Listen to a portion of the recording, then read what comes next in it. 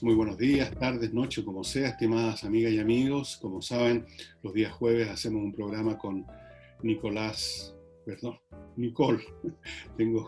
Nicole, tú eres Nicole, no eres Nicolás. Nicole Rodríguez, que está aquí con nosotros. ¿Cómo estás, Nicole? Muy bien, Fernando. ¿Cómo ha estado tu semana en cuarentena? ¿Otra semana más? Yo voy sumando la semana en cuarentena, igual que los presos, así. Voy rayando un palito, otro palito. Como los presos. Sí. Como los presos. No, yo perdí la cuenta, no. Muy duras son. Las semanas son todas iguales, a veces no sé en qué día estoy, en qué mes, no sé nada. Le quiero advertir a nuestro... O sea, igual que siempre. Claro, le quiero advertir a nuestro...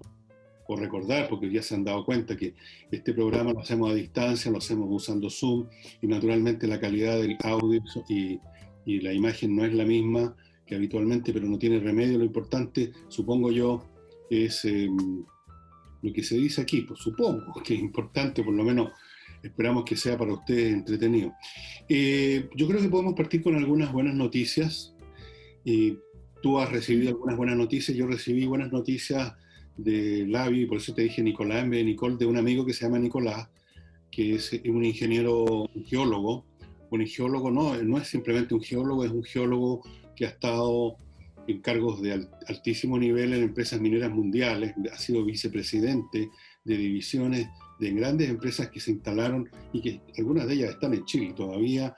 Es un hombre que conoce a la comunidad de la gran empresa minera mundial y se reúne en asambleas que tienen de vez en cuando, está muy metido en el asunto. Entonces, primero me contó algo que de todas formas es público, no necesitaba las confesiones de Nicolás para saberlo, pero parto por ahí. El precio del cobre ha subido bastante, es el precio más alto en muchos trimestres, Nicole, lo cual es una muy buena noticia.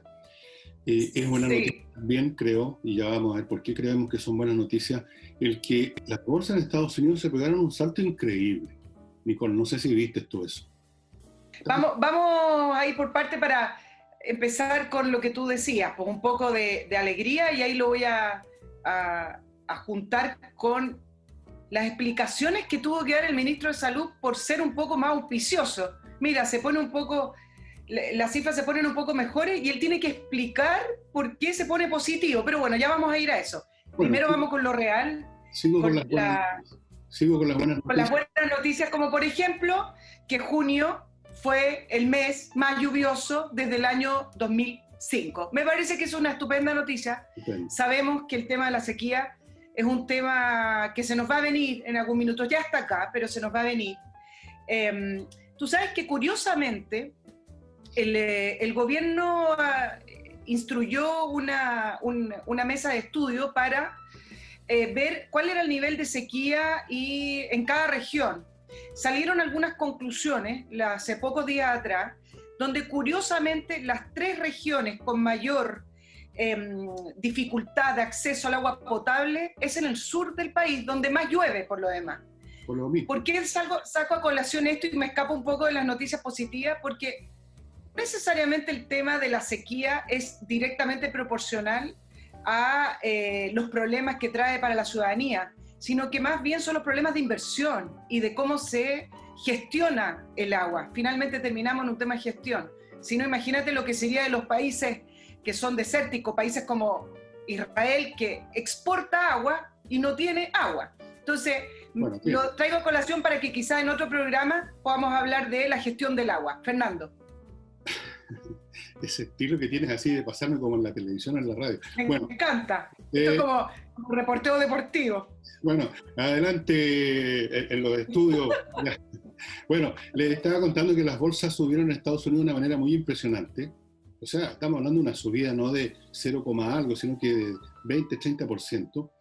Y ustedes dirán, esto es un rebote, el típico rebote que llegan los tiburones a agarrar lo que bajó de precio el día anterior, pero no es el caso. No había habido ninguna baja especial el día anterior o la semana anterior. Y uno hace la siguiente reflexión. Detrás de estas decisiones de millones de personas o empresas que a nivel del mundo deciden o vender o comprar, y de ahí determinan los precios de las acciones, hay una especie, está funcionando lo que podríamos llamar un cerebro colectivo inmenso, que no tiene conciencia de sí mismo, pero es capaz de pensar. Así como nosotros cuando manejamos estamos pensando lo que estamos haciendo, pero no tenemos conciencia. Y ese cerebro, por algún motivo, y esto lo conversé con mi amigo geólogo, decidió que era buena onda, era buena idea ir a invertir, ir a comprar. ¿Qué es lo que está viendo ese cerebro? Le pregunté a mi amigo. ¿Qué es lo que está pasando para que suban las bolsas? ¿Por qué subió el cobre? Y bueno, todo esto es muy especulativo todavía, pero parece ser que hay signos que algunos han captado y estos se expanden por este cerebro gigantesco, por las neuronas y las conexiones, de que van a venir muy pronto buenas noticias respecto al tratamiento del COVID. Es totalmente especulativo lo que estoy diciendo, no estoy haciendo un aviso de nada, que quede claro, no estoy jugando ninguna cosa.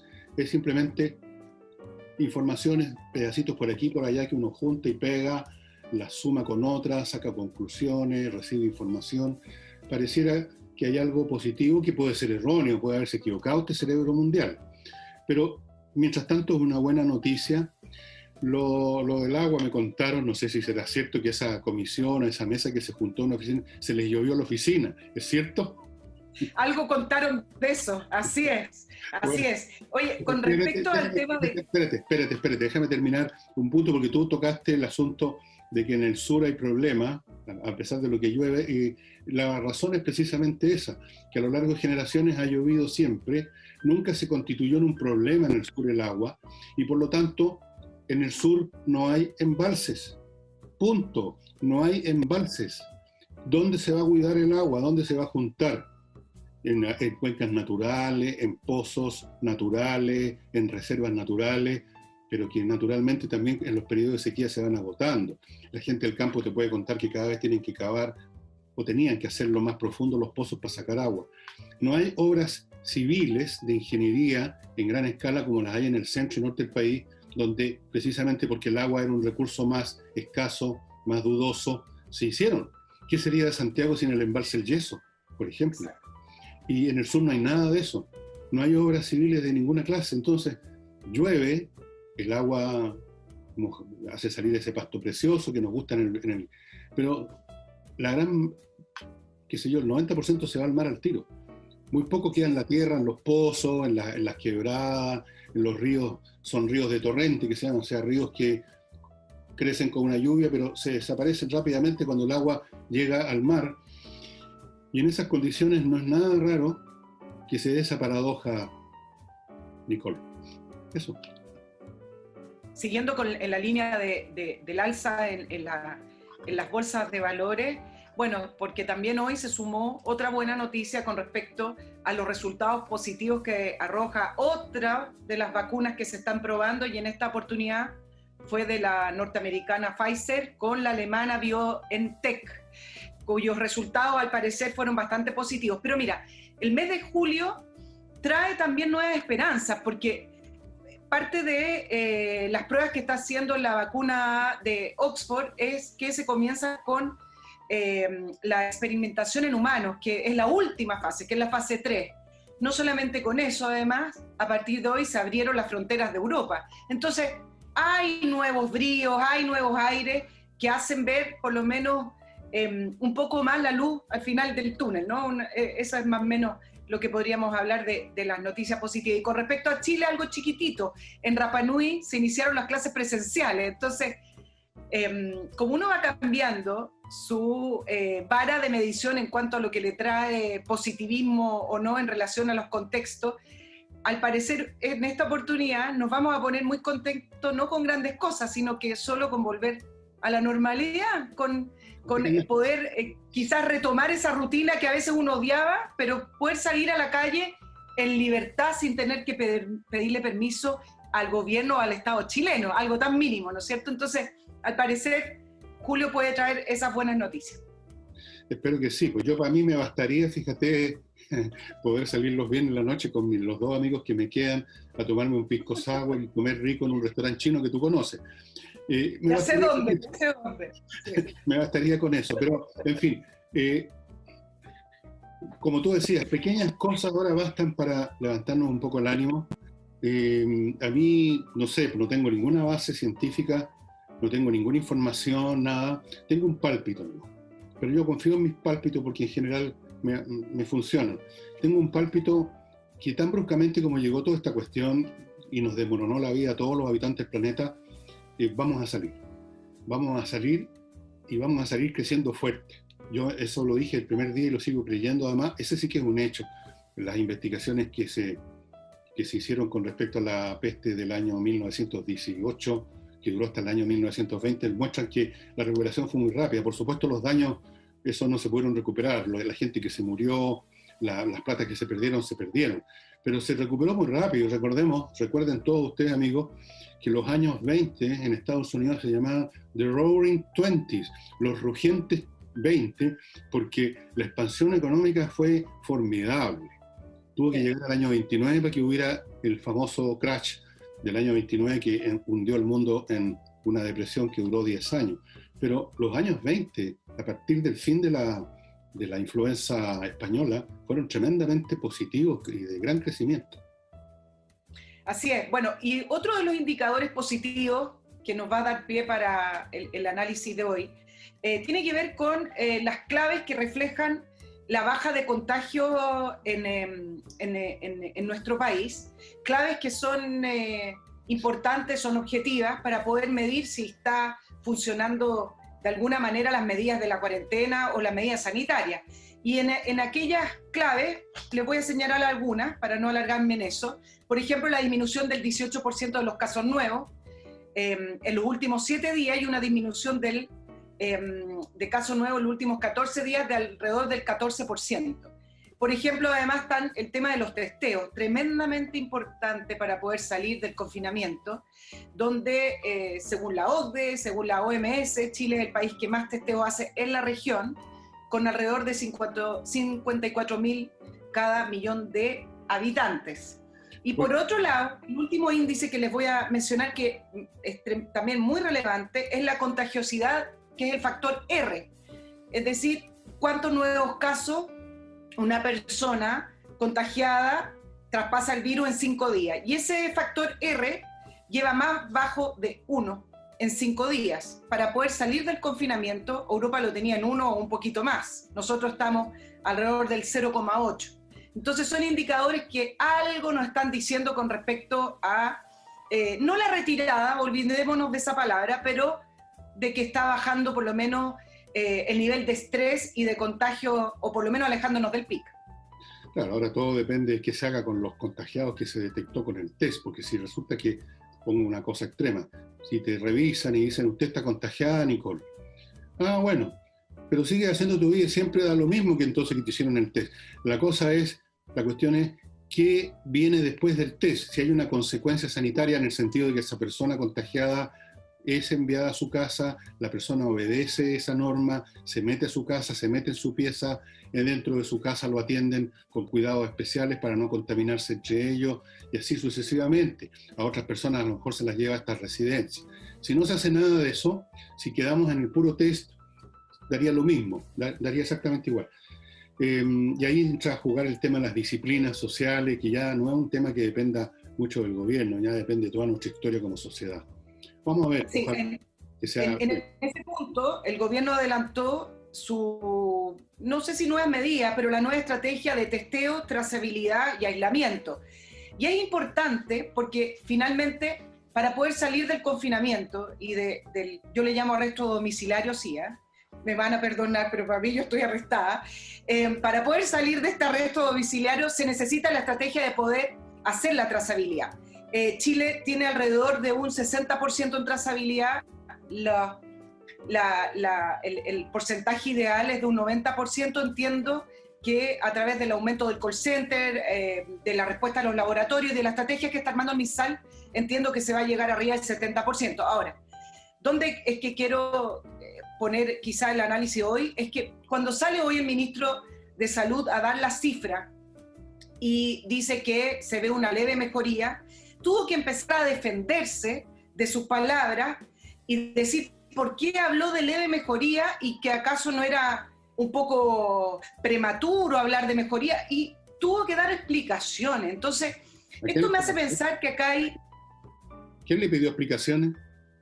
Bueno, está contratado en la prensa y el colegio médico tratando de no perder quizás esa cuota de poder que obtuvo en un principio, cuando ya ve que hay números que podrían estar mejores, el colegio médico sale con un planteamiento nuevo y exigiéndole al Ministerio de Salud con un nuevo plan que ellos proponen. Pero antes de irme a eso, y con respecto a toda esta falsa polémica quizás que se da por tener que dar explicaciones ante tener un futuro auspicioso, uno siente que hay dinámica, hay gremios, hay una parte de la opinión pública, hay partidos políticos y parlamentarios que no están a favor de desconfinar a la población. Si al final deberían estar todos trabajando para aquello, pero pareciera de una manera muy liviana o que les calzó muy bien esto de tener a la población en control y bajo el poder bajo el poder del Estado. A mí, por lo menos, esa actitud tan fácil que adoptaron con esto y cómo hoy presionan al gobierno, sacando la colación de inmediato en que todavía no puede cantar victoria y que los números no reflejan nada, etc.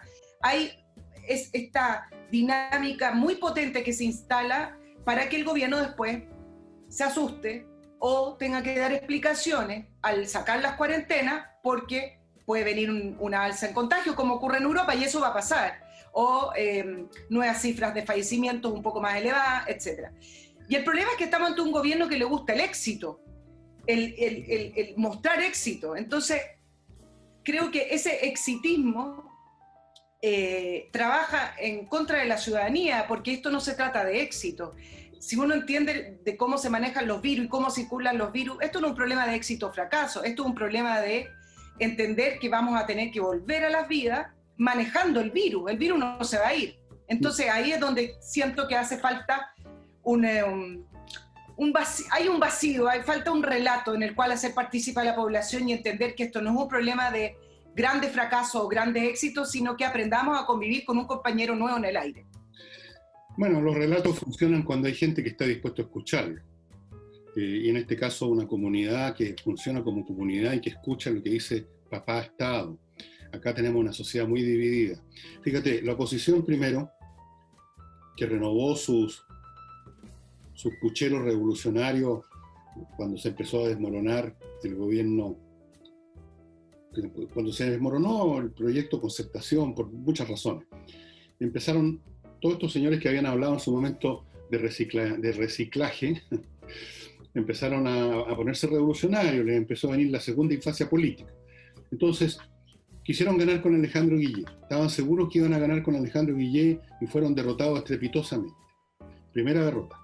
Después quisieron, con la insurrección de octubre, llegar a sus objetivos, hacer renunciar al gobierno, cosa que todavía algunos hablan, con las movilizaciones, como llaman ellos, en las calles, con los vandalismos, los saqueos, los incendios y toda esa situación. También le fracasó.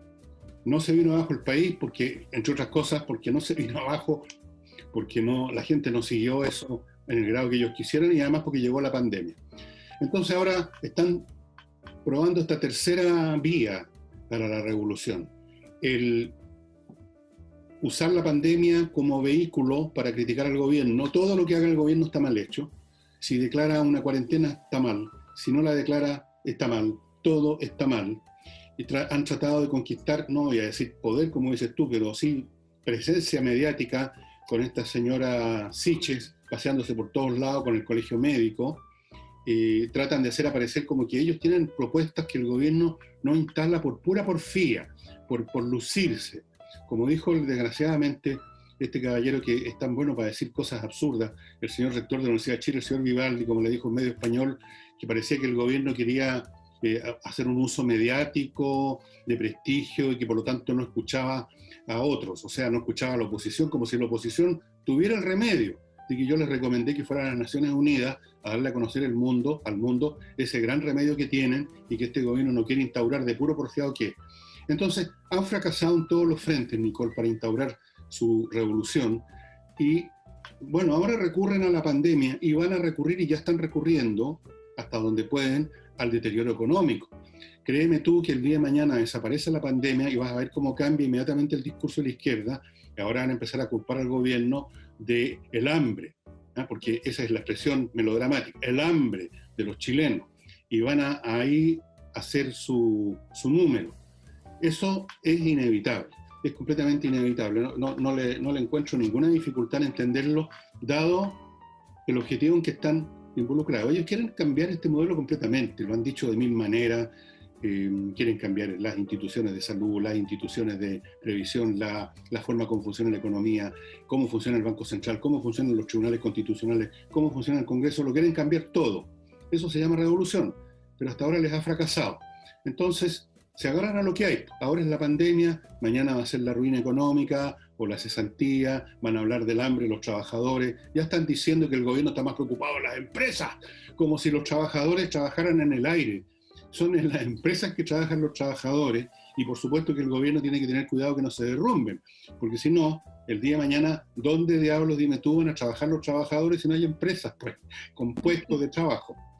¿Cómo vamos a salir además de la crisis económica? Porque el Estado hasta el minuto no es un productor ni desarrollo nada de la economía. No produce zanahoria, lechuga, pan, ninguna cosa el Estado. Ahí tiene que haber alguien que haga esas cosas. Sin embargo, en el marco de la ayuda COVID y con este paquete presupuestario adicional, con un horizonte de 2 años, lo que ha hecho sí es ir aumentando la presencia del Estado en las personas. Y a medida que gana espacio el Estado en situación económica y en vulnerabilidad de las personas, va limitándose el espacio de los individuos. Eso es así porque mientras crece uno, se reduce el otro. Y para algunos se está creando clientelismo político. No lo sé, en la medida que sea transitorio puede que no ocurra, en la medida en que no sea transitorio puede que sí ocurra. Ahora, tú mencionaste con respecto a lo de la crisis de la izquierda y me voy a sumar a eso, Fernando, y por qué el Colegio Médico cada vez que el Ministerio de Salud empieza a manejar un poco más la pandemia o a tener el control, sale con algo. Hoy día, a medida que se dan las cifras, donde incluso Espacio Público, que ha sido gran crítico del gobierno, dijo que las cifras eran bastante alentadoras. Por ejemplo, mencionaban el 40% de las comunas de la región metropolitana tuvo su pic la primera semana de junio, ya ha pasado un mes, pero a veces ya se nos olvida.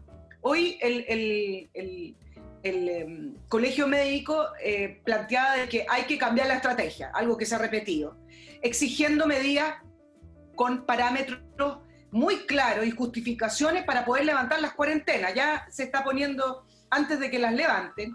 Y además exigiendo, por ejemplo, niveles de trazabilidad con un número determinado, un paquete completo. ¿Por qué te menciono esto? Porque tú hablaste de la crisis que ocurrió en octubre, y para algunos una de las curiosidades que arrojó octubre es que la izquierda y la oposición no pudo levantar ningún líder específico, o un líder por lo menos que uno pueda proyectar para unas futuras elecciones presidenciales, con un liderazgo claro que haya surgido de esa gran crisis de octubre.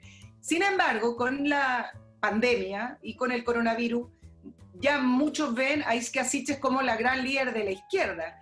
Y entonces les interesa que esté siempre sobre la opinión pública y contrarrestando al gobierno. Entonces, cuando se lean estas noticias, me parece importante poder leerlas, que en el manejo de la crisis del coronavirus todo va mucho más allá de lo sanitario. O sea, al final de cuentas eso es lo importante, y leerlo desde ese punto de vista.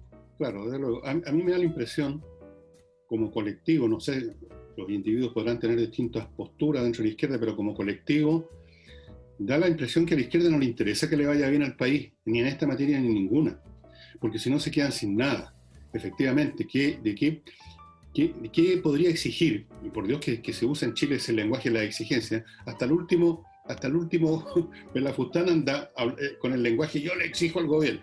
Bueno, no les interesa. Suponte tú que mañana este gobierno, Piñera, en su laboratorio de aficionado, descubre una droga milagrosa, suponte que se puede curar a la gente de un paraguaso, que la economía sale zumbando para arriba al tiro, y todo bien, todo perfecto, como en una película de Walt Disney, todo un happy end, estarían llorando a gritos en la izquierda, porque ahí se les termina, digamos, toda oportunidad de mantener una presencia, de hacerse los salvadores de Chile, porque a veces hacen la comedia de que están cooperando, de que ellos quieren colaborar, y para eso tienen algunos miembros de la izquierda que son buenos para ese papel. Tú sabes, en Hollywood siempre hay actores que son buenos para ciertos papeles y para otros no. Entonces tienen algunos moderados que son los que salen a hablar de la cooperación. Cuando se necesita vociferar, tienen al tal Jadwe, que se sube a un cajón azucarero a gritar.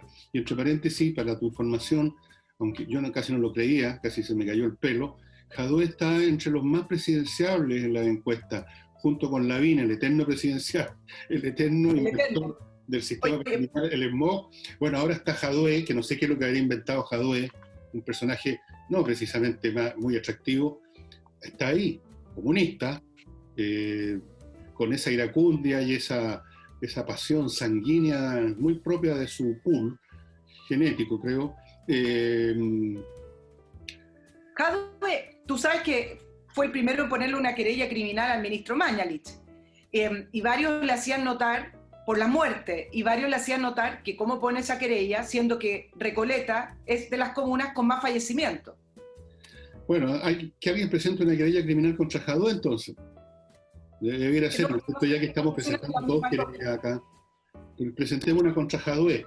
Qué sé yo, la Asociación de Sordomudos podría presentar una porque grita muy fuerte o alguna cosa así. Siempre se puede hacer alguna cosa. Bueno, esta gente no propone nada, vive de los problemas. Si no hay problemas en Chile, no tienen nada de qué hablar. Si no hay pandemia ni hay crisis económica, ¿de qué estarían hablando? Estarían apoyándose en lo que puede hacer la primera línea en las calles. Estarían en esa. Y desde luego yo no descarto que van a volver esas instancias de la revolución a las calles. Te lo aseguro, lo pongo firmado. O sea, todo el mundo lo sabe. ¿No es así? ¿Nicole? Sí, con respecto a ese punto, igual hay una fracción de la oposición y en conjunto con los parlamentarios que no ha abandonado el tema de la Constitución y la levantan siempre que pueden.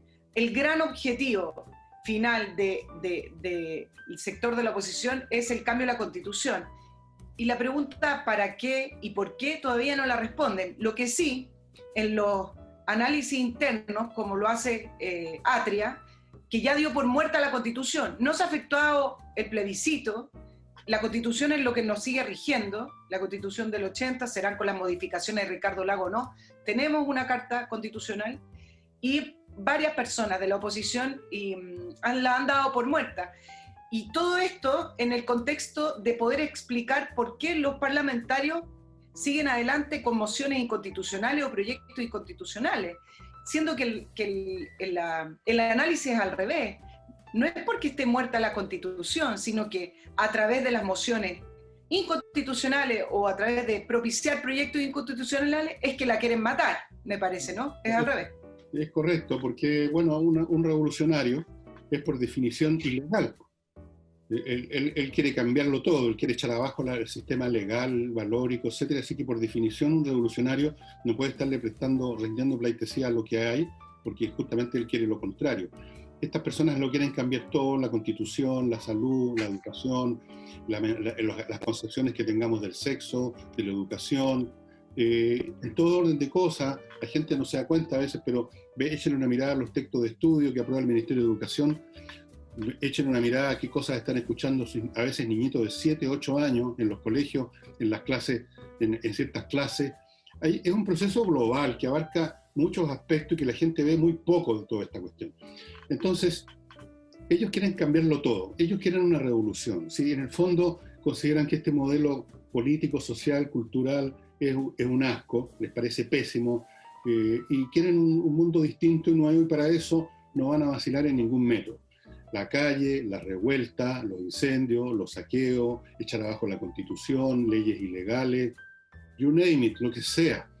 Atacar a los ministros, atacar al presidente, pedir la renuncia. Incluso un personaje tan poco creíble como Marco Enrique Minami se ha tenido las patas ha tenido las patas de empezar a nombrar un gabinete a su gusto el otro día. O sea, por supuesto a la Isquia la puso de ministro de Salud. Mira, lo único que le faltó decir que se ponía a sí mismo presidente. Eso nos ahorró eso.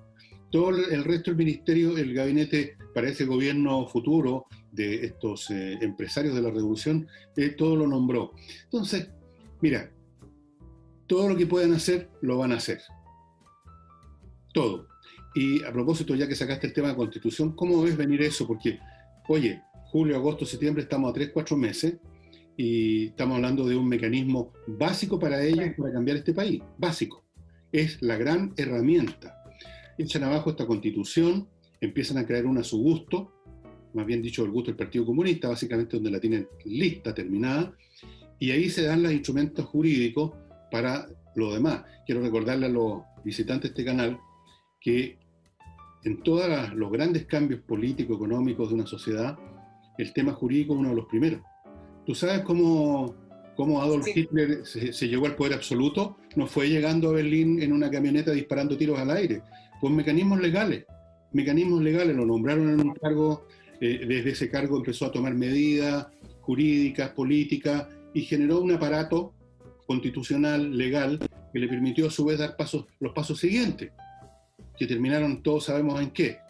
Entonces hay que tener mucho cuidado, y yo creo que este tema de la Constitución, que por ahora está durmiendo el sueño de los justos, va a despertar a más tardar en agosto, y vamos a ver cómo aviva el fuego la oposición. Que ahora está. Claro, ahora te voy a leer las frases porque son impresionantes. En el caso de Fernando Atria decía, no está viva la Constitución hoy, es un cadáver. Cuando una Constitución está viva, acusar a otro de actuar contra ella no es menor, y en este caso, refiriéndose a las mociones inconstitucionales, y en este caso no pasa nada si un parlamentario o el Pleno del Congreso aprueban un proyecto inconstitucional. Esa es la justificación que da. Paralelo a eso, te quería preguntar tu opinión, Fernando, porque tú viviste una época que yo no la viví, que fue la de Salvador Allende, porque en un párrafo cortito salía la información de cómo Revolución Democrática del Frente Amplio, en el aniversario número 102 del natalicio de Salvador Allende, había reivindicado la figura del expresidente. Y entonces, en ese contexto, ellos hablaban de que el programa de Salvador Allende se hace sumamente urgente en estos tiempos, porque sus ideas nos inspiran, y te voy a dar el ejemplo. Daremos desayuno a todos los alumnos de enseñanza básica y almuerzo a aquellos padres que no puedan entregarlo. ¿Eso es todo? Qué gran herencia. Hasta ahí no. Qué gran herencia recibieron de Salvador Allende, del Chicho. Bueno, esta cosa tiene dos filos, dos aspectos. Cuando uno admira o pone de referente a una figura en cualquier campo, en la política, en las artes, el admirador tiene que tener más o menos cierta altura también, O sea, así como a Einstein tiene derecho a admirarlo realmente un físico que entiende la teoría de la relatividad, y no un carretonero que no sabe ni sumar, porque ahí no tiene ningún sentido su admiración. Yo diría que los del Frente Amplio están demasiado lejos de la estatura de Salvador Allende para siquiera ponerlo como referente. Yo conocí a Salvador Allende incluso en persona, estuvo en mi casa en alguna oportunidad, y estuvo en la universidad cuantas veces. O sea, era un hombre que se movía en círculos que coincidían con los que me movía yo, y estaba muy por encima de cualquier tipo que tú agarres con pinza ahora del Frente Amplio, muy por encima en cultura, en inteligencia, en todo, lo cual no quita que su programa, como lo demostraron los hechos, no era inviable. Un programa que no recibe el apoyo realmente masivo de una sociedad no puede funcionar. Menos todavía si ese programa es un cambio como el que quería Salvador Allende. Tú no podías hacer una revolución con el 30% de la población. Entonces, tratando de forzar las cosas por otro lado, con esta ayuda que Salvador Allende decía, no me ayude usted, compadre, a los miristas y a otros grupos extremos de esa época que hacían toma y todo.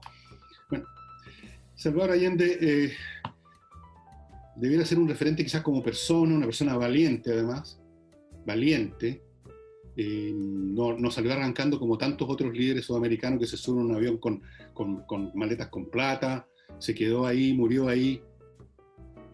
Pero en lo político su programa fue un fracaso, su proyecto fracasó estrepitosamente, y tratar de ponerlo como algunos todavía hacen, como un programa que era perfectamente viable y solo por accidente falló porque llegaron los militares. No, al revés, los militares llegaron porque el programa era un fracaso, estaba fracasando todo en la economía, en todo orden de cosas. Tú no puedes hacer un país nuevo, un país distinto contra la voluntad de una parte importante de la población. O sea, a menos que entonces te pongas a acusar a esa parte importante de la población que fueron los culpables que no funcionara el programa. Pero los programas tienen que tomar en cuenta eso.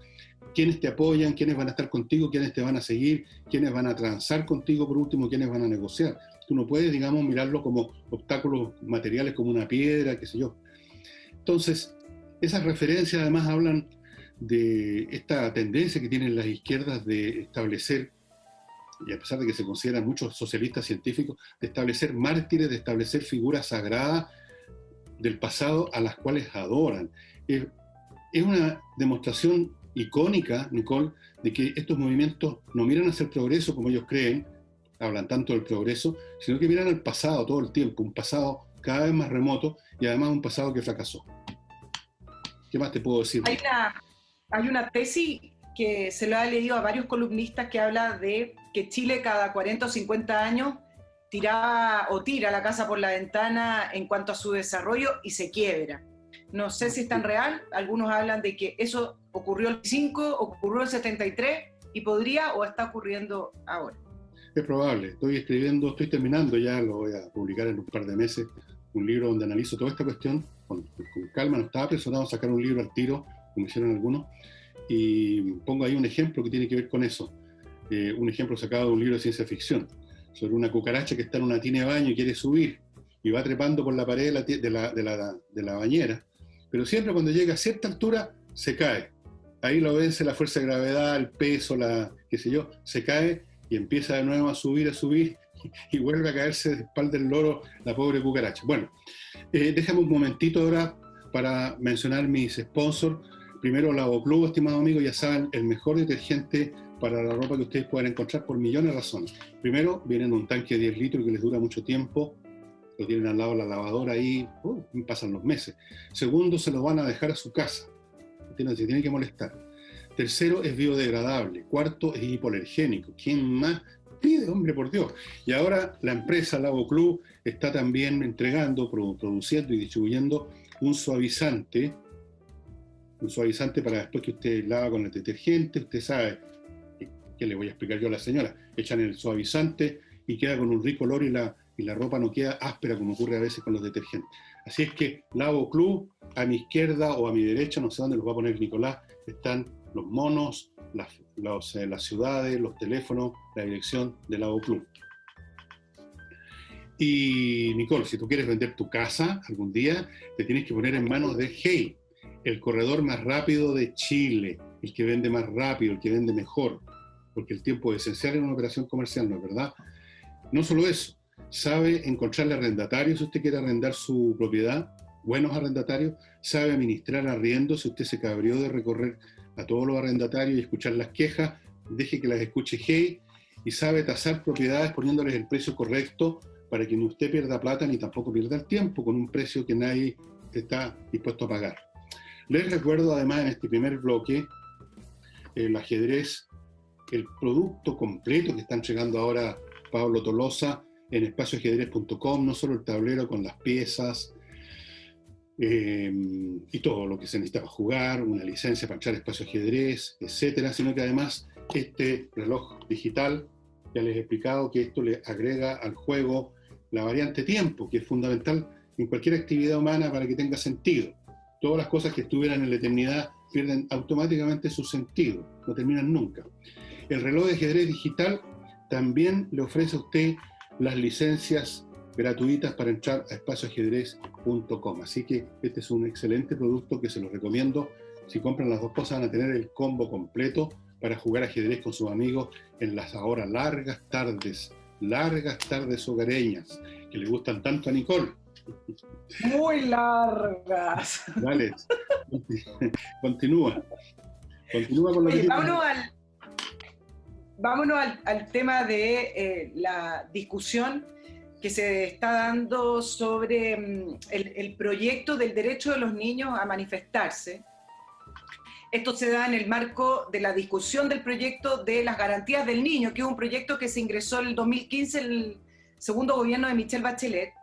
Y hace algunas semanas vimos esta indicación que incorporaron algunos senadores como Jimena Rincón y Quintana y Navarro, entiendo, en los cuales, es todo un batallón, entonces, de los cuales le incorporaron conceptos como autonomía progresiva, madurez del niño, para algunos conceptos muy vagos que al final va a causar confusión y problemas. Algunos hablan de se le quita autonomía y autoridad a los padres.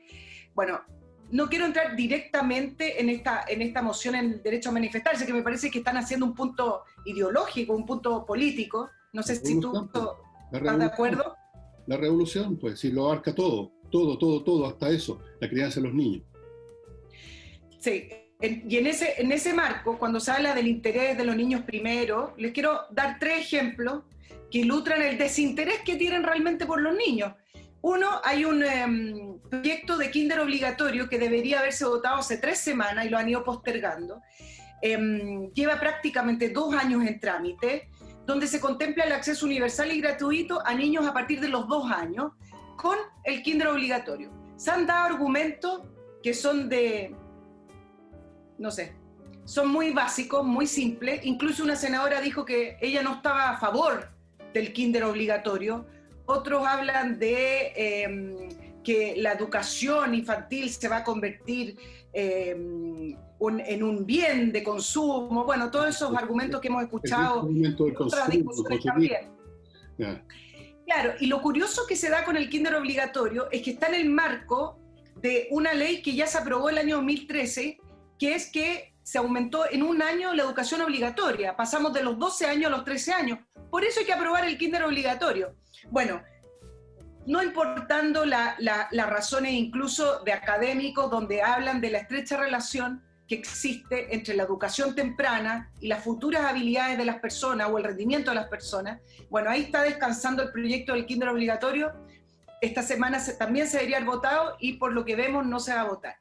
Además de eso, hay otro proyecto de niños que está también durmiendo, descansando, como se les habla a los proyectos que no avanzan, que es el proyecto que reemplaza el Sename en el Servicio de Protección de la Niñez, que divide en 2 el Sename, uno para la protección de la infancia vulnerable y otro más bien con un énfasis en la rehabilitación para casos delictuales y de adolescentes.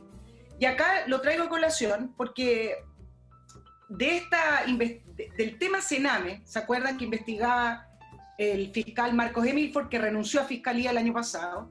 Derivó otra arista, y acá viene mi tercer ejemplo, otra arista donde conocimos como 3.500 millones de pesos que tenía el proyecto ASCAR, que era un proyecto bien específico, que era para poder establecer parámetros objetivos con un software. Era bastante acotado el proyecto, pero para poder ayudar a aumentar la atención y la satisfacción, si se podría decir así, de las fundaciones y de los hogares que atendían a estos niños. Bueno, el programa ASCAR, como lo di a conocer la semana pasada, según Fiscalía, no cuenta con mayores antecedentes, por lo tanto cerró el caso y el fiscal dice que con esto, con los antecedentes que tenía no puede probar ningún delito. En el caso ASCAR estaban imputados, primero fueron a declarar como testigos, luego fueron imputados la ex ministra de Justicia Javiera Blanco y José Antonio Gómez, además de otros personajes. El punto central es que en el caso ASCAR no trabajaba mucha gente y se comunicó con nosotros una de las personas que fue el diseñador original del proyecto. Trabajó ahí 4 meses y me explicaba todo lo que le contó a Fiscalía, que no es tanto secreto, no es una gran investigación que debiera haber hecho Fiscalía, sino que los antecedentes están ahí. Y él mostró y dejó todos los antecedentes con los cuales demostraba que una vez que salió y que hubo cambio de gobierno, el programa se utilizó para contratar a personas por trabajar en nada, o por trabajar muy poco, o por trabajar en otra cosa. Además, hay otro tipo de compra con cargo al programa, Y el punto es que finalmente nos damos cuenta que Fiscalía no tiene interés o tiene presiones, pero cerró el caso. Y esto, a pesar de que Contraloría, en su auditoría interna, determinó que existen malversación de fondos o posible fraude fiscal en el caso, y donde levantó cuestionamiento a contrataciones por 341 millones de pesos honorarios de personas que no contaban con el currículum adecuado, o compras por 30 millones de pesos en otros insumos, bueno, etc. Lo que hace entender que se utilizó el programa ASCAR para pagar cualquier cosa que ellos quisieran a los amigos, a los compañeros, al favor político, y eso Fiscalía no lo pudo probar. A mí me parece que hubo un escándalo. Yo me comuniqué además con la persona que reemplazó al director original, es una persona colombiana que hoy vive en Colombia. Me comuniqué por WhatsApp, me dijo que le causaba frustración, le causaba dolor ver en lo que se convirtió ASCAR para el segundo gobierno de Bachelet y puntualmente para el Ministerio de Justicia, y más dolor le causa aún enterarse que Fiscalía no quiere perseverar porque considera que no tiene los antecedentes suficientes. Los antecedentes están, para que quede claro. Bueno, ese es el interés de los niños. Uno piensa en cuántos otros casos similares de platas que van a financiar a una manga de incompetentes y mediocridades, pero con el carnet del partido debido, cómo se gasta el dinero, se despilfarra el dinero de los contribuyentes, y cómo a pesar de eso, o quizás por eso, hay sectores políticos como la izquierda que a todo le dan solución con la receta de más Estado.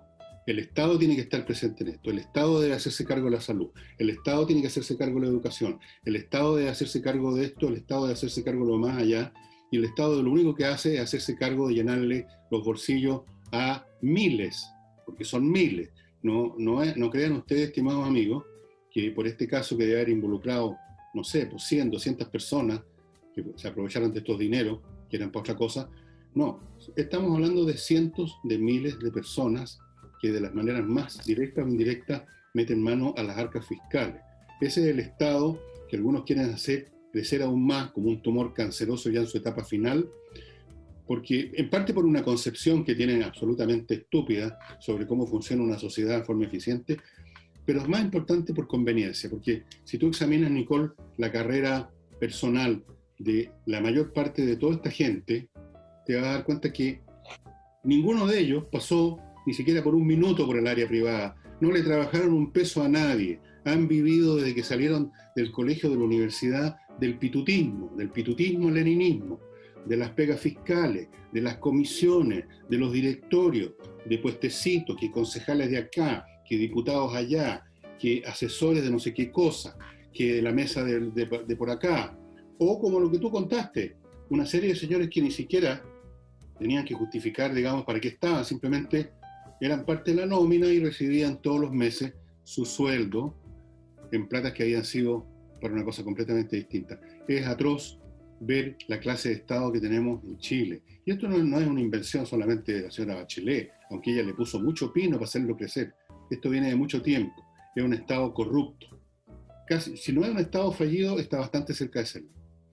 Claro, el punto central es que en la defensa de los niños, la famosa defensa de los niños, además con esta defensora de la niñez, pero estas cosas van quedando, y estas son las cosas centrales. Estas son las cosas centrales.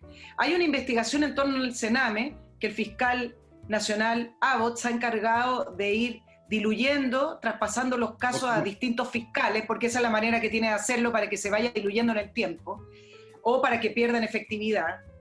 Recordemos que Marcos Emilford, que era el que investigaba el caso Sename a raíz de la muerte de Lisette Villa, siempre mostró interés, y según lo que pude constatar con las personas que hablé, tenía muchísimas ganas y mucho interés en poder llegar al final de esta historia y poder ver o encontrar a los culpables del funcionamiento del Sename. Bueno, Marcos Emilford, cuando renunció el año pasado, cuestionó abiertamente al fiscal nacional. Pero ahí fue cuando la arista ASCAR también se le derivó a otro fiscal y así va perdiendo efectividad y en el tiempo se va olvidando porque también la prensa no está encima todo el tiempo de los casos. Si Fiscalía no actúa, Fiscalía es el ente además encargado de representar o de actuar en torno a los delitos. Entonces, si Fiscalía Nacional no actúa o no funciona, o es presionada políticamente, o depende de la aprobación política, es que nunca se va a emparejar la cancha, tanto que les gusta hablar de eso. No, por supuesto, bueno, Abbott forma parte del gran elenco del progresismo, y su papel ahí es ser el chef principal de la cocinería de estos arreglos legales, cosas que por todos lados la cuestión está cubierta. ¿Sí? Vamos a un tema incluso más serio. ¿Qué pasó con las responsabilidades que tuvo la señora presidenta Michelle Bachelet con el tema del 27F? Donde ahí murió gente por malas decisiones. También hubo una investigación, se inventaron versiones en que cada vez, en forma creciente, los responsables estaban más y más y más y más abajo en la escala, digamos, de la jerarquía funcionaria del Estado. ¿Qué es lo que nos ha hecho Abbott? ¿Qué es lo que nos han hecho estas personas para facilitar la gran revolución mundial que tienen en su corazón? Y esto, entre otras cosas, supone el generar fondos o fuentes de ingreso para los operarios políticos, para los agentes, para los que se quedan en los ministerios por sécula, no importando quién esté gobernando, como ahora ocurre con muchos ministerios, está repleto de gente puesta ahí por Bachelet, desatornillando desde adentro, atornillando al revés, al alcance de las palancas de poder, porque, repito, las revoluciones se hacen por medios institucionales, no a balazo en las calles. Eso es una imagen hollywoodense nada más. Entonces, lo que me pregunta mucha gente, Nicole, ¿por dónde y cómo, quién va a resolver este embrollo? Cuando por un lado tenemos a esta gente dispuesta a todo, sin ningún escrúpulo si alguna vez los tuvieron, y por otro tenemos un gobierno de una debilidad fantástica. Yo dije ayer, y algunos se han reído, pero yo no creo que no es chiste, que cuando Blumer, el anestesista del Ministerio del Interior, dijo que el gobierno estaba haciendo cosas, que no estaba de brazos cruzados en la zona de la Araucanía, y yo he dicho que lo que deben haber estado haciendo es instalar una embajada de Chile en el Estado, sí, pues, un consulado, pero sí que es verdad. Entonces, la pregunta es, ¿dónde aplica uno la palanca para cambiar esta cuestión? Eso es no sé, pues, algunos dirán la sabiduría del pueblo, el pueblo última hora sabe. Yo no tengo mucha confianza en la sabiduría del pueblo, no tengo mucha confianza en la sabiduría de nadie, no tengo confianza en nada a esta altura. Creo que las cosas siguen su curso. Uno ve la historia, está repleto de aconteceres así terribles, que uno dice, ¿cómo no le pusieron remedio a esto? Y un país entero se derrumbó en la guerra, en la ruina, cómo dejaron gobernar a Hitler, cómo dejaron que pasara esta cuestión en Rusia. Dejaron y quedó la cagada, perdona la expresión, y luego hubo las generaciones siguientes que empezaron a recoger los pedazos. Eso es. Yo no veo... Nos hemos llenado de instituciones que al final se ideologizan. En el caso, por ejemplo, del Instituto Nacional de Derechos Humanos o la Defensoría de la Niñez, ¿cómo es que no levantan la voz cuando cierran la investigación en Fiscalía del caso Ascar? ¿A quién se la van a levantar? ¿A quién? ¿A quién? Por eso mismo pregunto. Tú sabes que el Marcos Emilford, en el caso del fallecimiento de Lisette Villa, que inició todo esto, él determinó que Lisette Villa falleció por apremios ilegítimos propiciados por funcionarios del Estado. Apremios ilegítimos, ¿te suena conocida esa frase? Sí, y nadie ha levantado la voz con respecto a eso. Los apremios legítimos pareciera que vinieran siempre de carabineros o de los militares o de la país de donde vengan. Pero acá la formalización de Marcos de Milford fue por apremio ilegítimo. Y incluso hay dibujos, cuando uno ve el seguimiento de este caso, hay dibujos de cómo falleció Lisette Villa. Falleció ahogada, de guata en el suelo, de la misma manera que falleció el afroamericano, no de la misma manera con la rodilla, pero prácticamente igual como falleció Floyd en Estados Unidos. Y acá nadie levanta la voz por el Sename. Entonces, ¿están preocupados los derechos de los niños? Preocupémonos de las cosas en serio, entonces. No, sí, olvídate de las cosas en serio, y este país ya es una chacota gigantesca. Déjame pasar ahora a mi nuevo bloque comercial. Yo ya he perdido toda esperanza. He perdido toda esperanza, señor. No la pierdas, dame un poco. Espero una intervención. Todavía confío, sí, tengo una última esperanza, que son los extraterrestres. Ya les contaré de eso porque les tengo información muy nueva. Y antes de darles información sobre los extraterrestres yo tengo el celular de ellos, no, si no te rías ahí, Nicole.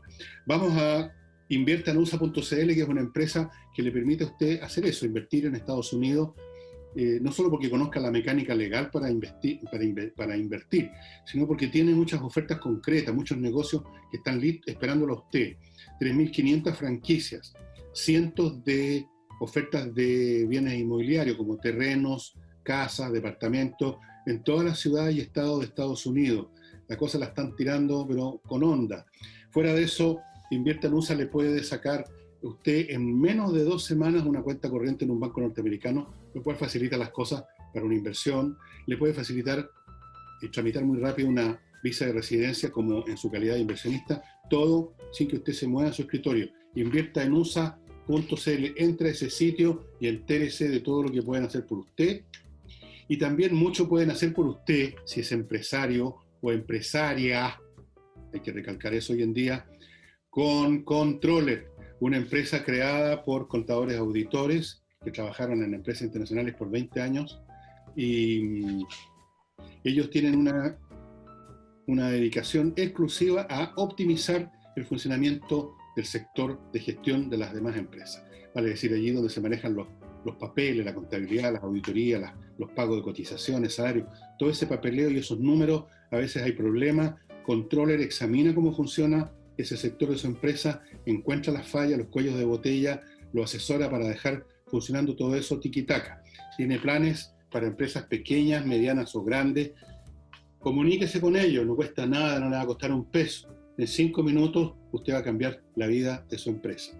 Y antes de volver con Nicole, no olvide que usted puede desinfectar su casa completa, su oficina, la cafetería que manejas, no sé si están funcionando las cafeterías, la bomba gasolinera, donde hay un baño donde entra y sale gente, con ozono, que es el mejor desinfectante natural que existe.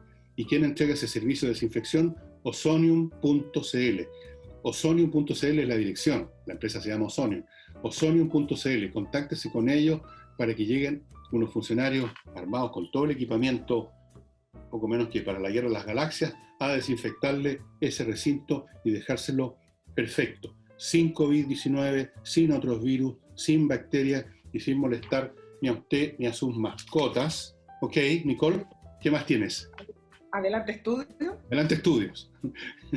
Sí, tú mencionabas lo de la Araucanía y ya que estamos en el tema de discusión de proyectos, esta semana debería votarse, no sé si van a alcanzar, pero estaba en carpeta, el proyecto para aumentar las sanciones por el robo de madera. Y el fin de semana hubo un intercambio de cartas al director y de informaciones porque en su primera instancia el proyecto no contó con los votos del senador Quintana y Huanchumilla. Y Felipe Casta hacía ver de que no entiende por qué hacen la relación del robo de madera con la causa mapuche. Al final de cuentas, haciendo esa relación, lo están estigmatizando más aún, decía, si es que estoy interpretando bien sus palabras. Tú sabes que el robo de madera, el negocio que genera paralelo es de alrededor de $20 millones. Eso es lo que les está generando. Bueno, tienen que la can de alguna manera. Pobrecitos, sino ¿de dónde sacan plata para comprar sus rifles de corcho? Tienen que tener plata y, bueno, el robo de madera, probablemente hay una conexión. En Colombia había siempre conexión entre estos negocios, entre la delincuencia común y la FARC. Así que no veo por qué no habría de haberla ahora. Así que esos señores que pegaron un respingo, el señor Quintana y el señor Huanchumilla, a lo mejor están defendiendo los intereses de los combates, de los luchadores por la causa mapuche, después de todo. Claro, y la relación que se hace además es con la respuesta de Héctor Yaitul, que fue una respuesta abierta al gobierno, cuando el gobierno dijo que iba a aumentar la presencia militar en la zona. Y realizó una declaración que para algunos fue bastante clara, y una abierta declaración de guerra, según lo que analizaron también otras personas. Dijo cosas bastante fuertes, como que va a haber una respuesta organizada y militar en contra de las fuerzas de la ocupación. Ya estamos preparados. Sí. Muchos se preguntan cuál va a ser la respuesta del gobierno y no puede dejar pasar una declaración de esta naturaleza, ¿no? Yo te voy a decir cuál es la respuesta, que no voy a dar los nombres, ni apellidos, ni nada, si me pusieran fierros candentes, de otros sectores del Estado que dicen lo siguiente: ojalá el señor Yaitul se atreva a hacer eso, porque entonces ahí no vamos a tener ninguna excusa para no ir a terminar con este tema. No sé si queda claro lo que estoy diciendo. El señor Yaitul, que es un tipo que yo lo veo frente a mí caminando por la cuadra y me cambio de vereda, porque es un tipo de una expresión de agresión y de rabia y de resentimiento y de odio, pero feroz. Bueno, salga con sus hordas organizadas a hacerle la guerra al Estado chileno, porque ¿sabe lo que va a suceder? Que en ese caso, como ocurre con los animales que están arrinconados, hasta los más cobardes sacan las garras, el Estado chileno en ese caso le advierto al señor Yaitul que va a sacar las garras. Las va a sacar por un lado o las va a sacar por otro y se va a acabar la causa mapuche. Se lo digo de frentón, así va a ser. Así es que más les conviene seguir de a poquito rebanando el salame, como lo han estado haciendo todo este tiempo. No pierda la paciencia, Yaitul. Mire que no le conviene. No deja de ser curioso igual que en el Congreso no se pueda discutir el aumento de sanciones por el robo de algo, ya sea madera o lo que sea, pero senadores que piden, en el caso de Quintana fue que pidió o Navarro, entiendo, una segunda discusión para poder ir dilatando el proyecto, no deja de causarme curiosidad. Cuando estamos hablando de robo, nadie está hablando de aumento de sanciones a grupos mapuches que vayan circulando por la calle. Estamos hablando de aumentemos las sanciones por un robo que se ha hecho habitual, por un robo que genera una industria paralela y por último una industria que no pagan impuestos, por último, si lo quieren poner así. Discutamos el proyecto, pero ¿por qué tienen que hacer ellos directamente el enlace entre ese aumento de sanciones con el pueblo mapuche? Bueno, porque existe ese enlace, no con el pueblo mapuche, sino que con la coordinadora Arauco Mayeco. Y en todo caso, quiero insistir de que el punto de estar atacando el asunto, persiguiendo a los ladrones de madera, es otra forma en el fondo de eludir el bulto. Aquí tenemos un problema con la CAM y otras organizaciones, y es a él ir directo. No tratar de por el ladito, cortarlos por aquí, sacarles por allá, que además tampoco se hace. Y antes de que nos vayamos, porque se nos acabó el tiempo, les quiero recordar, estimados amigos, que usted puede hacer sus trámites notariales muy rápido y sin molestarse, sin salir de su casa, con el sitio notarioexpress.cl. Ahí lo hace todo prácticamente, llena los datos que le piden para el papel que usted necesita, paga ahí mismo. Y claro, tiene que ir a la notaría, pero solo un par de minutos a retirar el papel. Tiene que ir, eso es una exigencia legal. Tiene que ir a firmar. El papel está listo, firmado por el notario. Usted ya lo pagó. En vez de estar horas en la notaría esperando que lo atiendan, va a estar unos minutos firmando y retirando el papel. Así es que más conveniente imposible.